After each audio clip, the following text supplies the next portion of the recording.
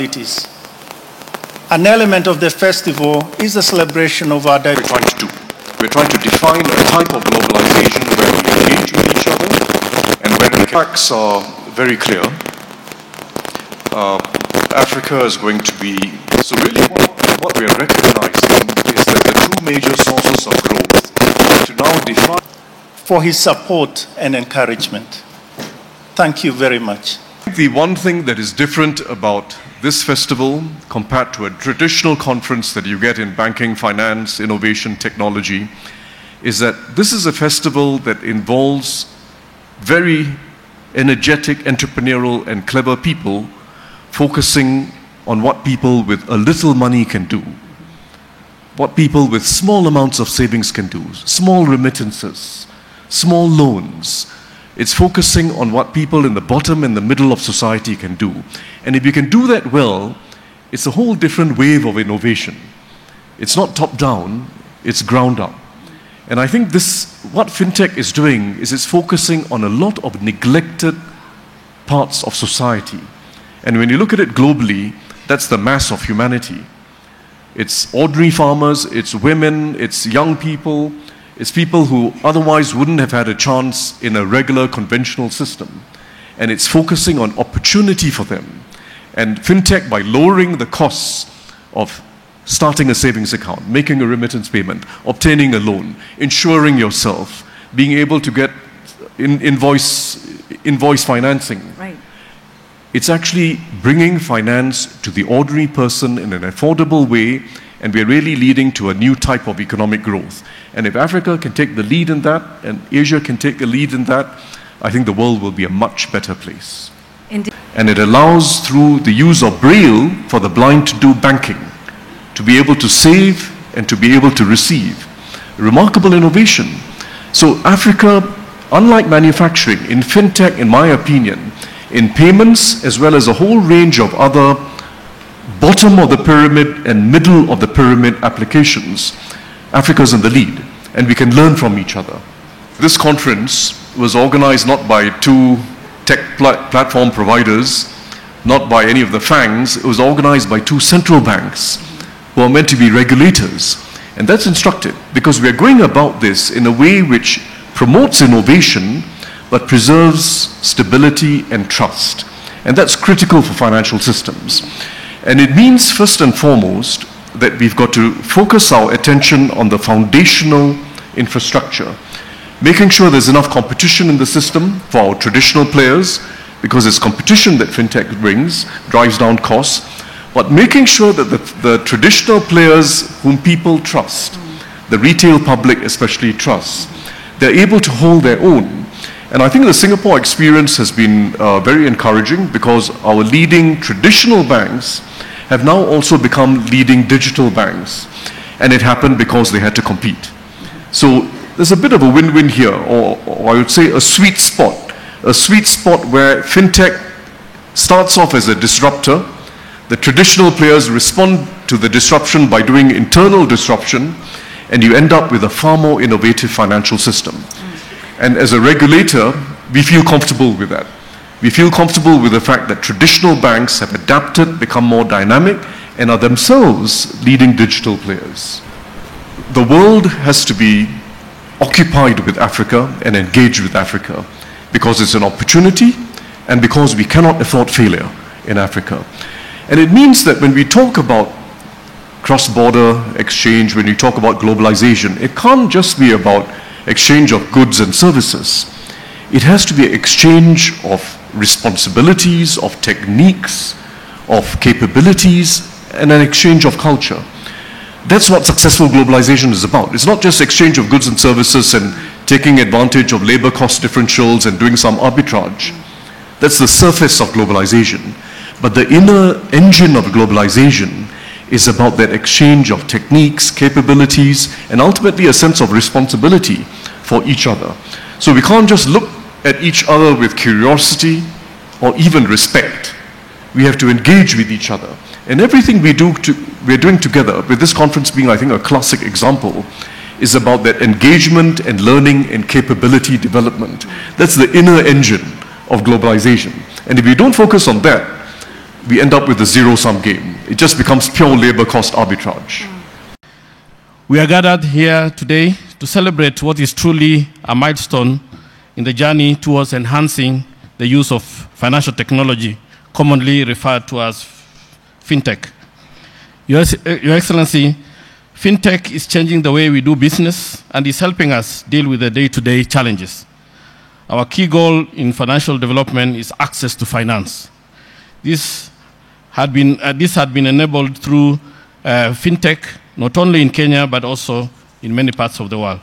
Your Excellency, according to 2019 FinAccess Household Survey findings, Kenya's financial inclusion landscape has undergone a transformation since 2006.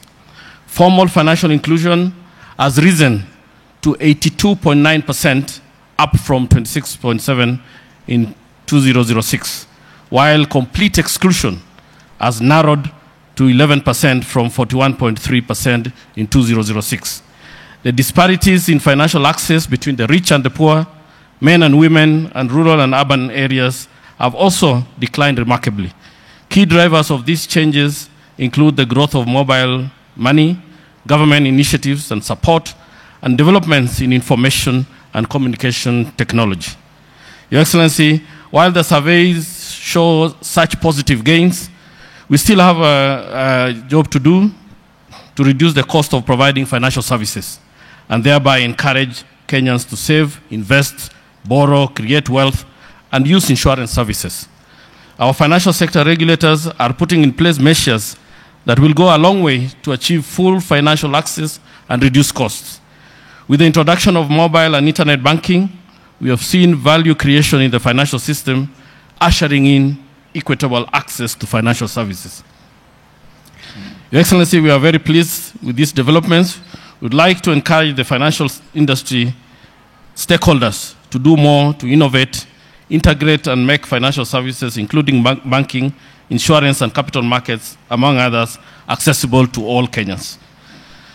Your Excellency, the government has also not been left behind. With penetration in mobile payment technology, we have seen innovation in public finance that are leveraging on technology.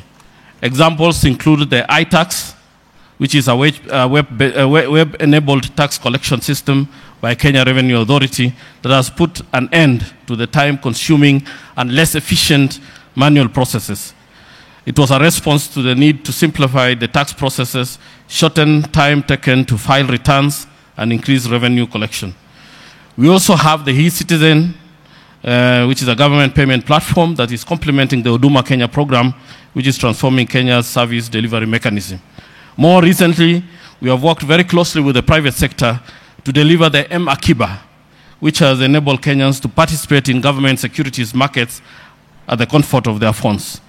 We are continuing to refine this initiative that is aimed at promoting savings and financial inclusion.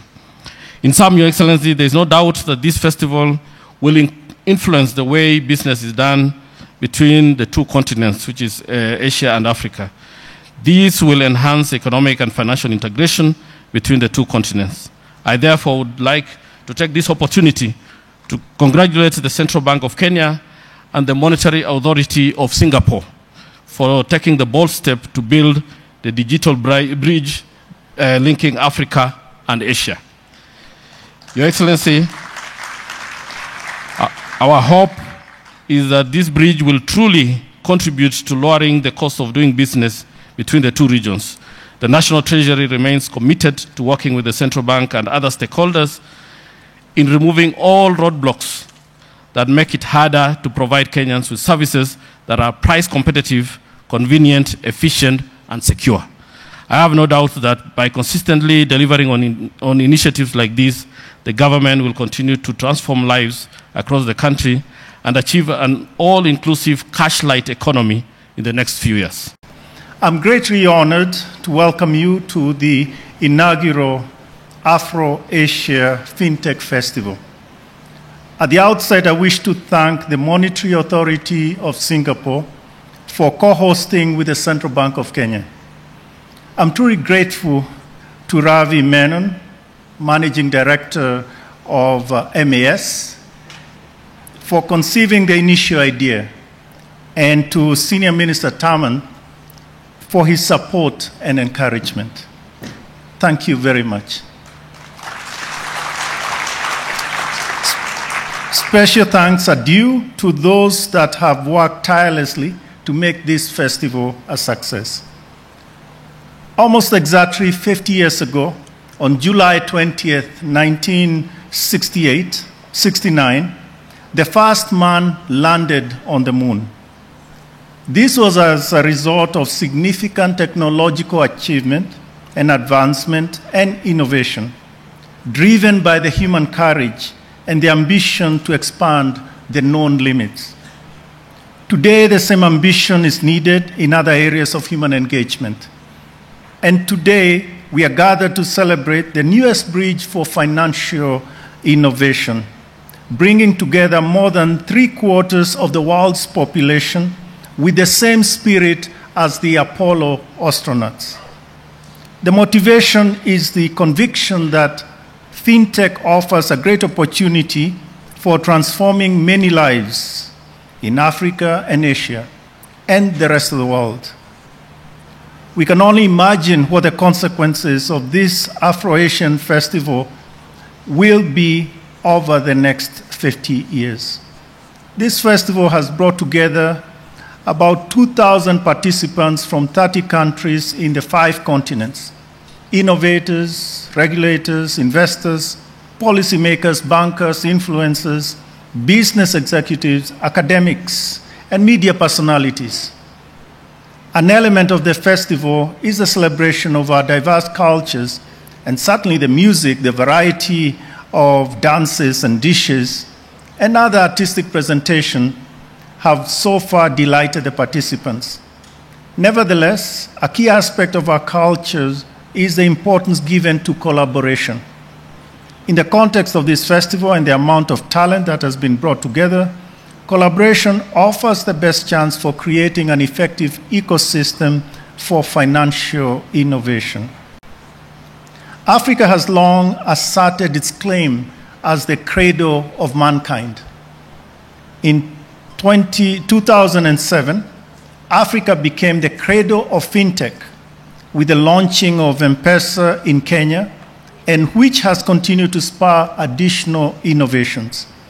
This, the newest bridge for financial innovation, will therefore connect innovation centers in the cradle of fintech and the globally linked fintech hubs in Asia, all united in a common purpose. There's much to learn from each other. As I conclude, I want to single out the 50 exhibitors at the festival, the participants in the hackathon, and the university students that are in the audience. When what became M-Pesa was brought to the Central Bank of Kenya around 2005, it was little more than a class project. The consumer's problem and how it would be resolved was clear. However, over the next year and a half, the innovators collaborated closely with the regulator, committed to reducing the risks to the financial system and to the consumer. Once these risks had been addressed sufficiently, a test and learn approach was adopted when it was introduced in the market. And that is why M-Pesa has been such a success. Don't be in a rush for success, and please take time to do things right. It is a marathon. Follow the advice of Eliud Kipchoge, the greatest marathon runner of all time. To win is actually not important. To be successful is not even important, he says. How you plan and prepare is critical and crucial. When you plan very well, then success can come on your way.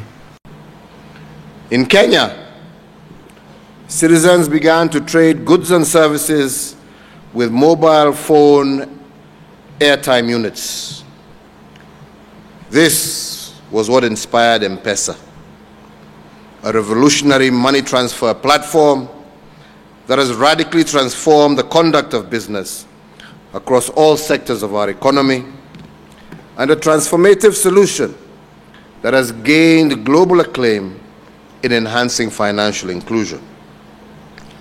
The M-Pesa money transfer has in effect become a global poster child for financial services innovation.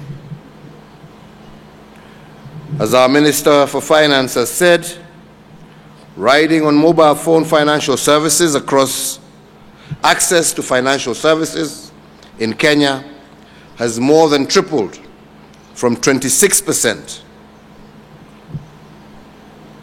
in 2006 to 82% in 2019. More importantly, mobile phone financial services have lifted thousands of Kenyans out of poverty and enhanced their livelihoods. We are scoring astounding accomplishments as a result of fintech. Technology-driven financial inclusion is not a success story that is limited to Kenya alone, but rather one which is evidenced in every other African country. All African countries have driven transformation of their financial inclusion landscape by leveraging on mobile phone technology in one way or another. Indeed, Africa has one of the fastest growing mobile phone adoption and penetration rates globally. However, with a continental average penetration rate of approximately 44% against a global average of approximately 66%, Africa still has tremendous space for growth in mobile phone penetration and the attendant opportunities in delivery of financial services through mobile phones. Here in Kenya, other groundbreaking innovations, including M-Kopa, a service delivery innovation in the power and lighting subsector, has enabled many rural households to receive solar lighting, thus liberating families from the time-consuming pursuit of firewood and kerosene fuels, while also enabling children to study longer at night. The government has recognized the vast, untapped potential of capital raising through issuance of bonds accessible to ordinary Kenyans for whom traditional investment and brokerage platforms are inconvenient or remote. In that vein, in 2017, the government of Kenya, in conjunction with private sector players, launched a mobile-centric government bond dubbed M-Akiba, which enables Kenyans with as little as $30 to participate in government securities market. M-Akiba provides a saving mechanism for ordinary Kenyans who can save up to $1 a day and at the end of 30 days invest in government securities. For my government, our key motivation in rolling out this product was to democratize access to financial services and to give a space at the heart of the financial system to every Kenyan, no matter their location, social, or economic status. In this, we are indeed scoring once again astounding accomplishments. Aside from introduction of new ways for Kenyans to invest and for the government of Kenya to access debt financing from domestic sources, my government has also long sought to develop ways in which MSMEs can surmount the traditional constraints to access to loans that arise from lack of collateral or credit information history. I was therefore very pleased when a consortium of Kenyan banks, convened by the Central Bank of Kenya, launched a revolutionary MSME credit financing scheme that we dubbed STAWI, which in Swahili means prosper. STAWI, whose pilot was launched in May of 2019, targets to provide MSMEs with an anytime, anywhere product that leverages on both traditional and non-traditional sources of credit, information, particularly digital payment footprints arising from mobile money transactions, in order to allow banks to form an accurate credit appraisal of MSMEs for the purpose of credit rating. The use of big data and artificial intelligence that the product is built on, in effect, de-risks the MSMEs and enables the reduction of credit costs. While STAWI is still in its inception stage, I am delighted to report that STAWI loans will be offered at single-digit interest rates, greatly enhancing access to credit by SMEs, which will ultimately lead to greater shared prosperity for all our citizens. These and other innovations in fintech are a tremendous success, but they have been achieved by Kenya in a relatively short period of time.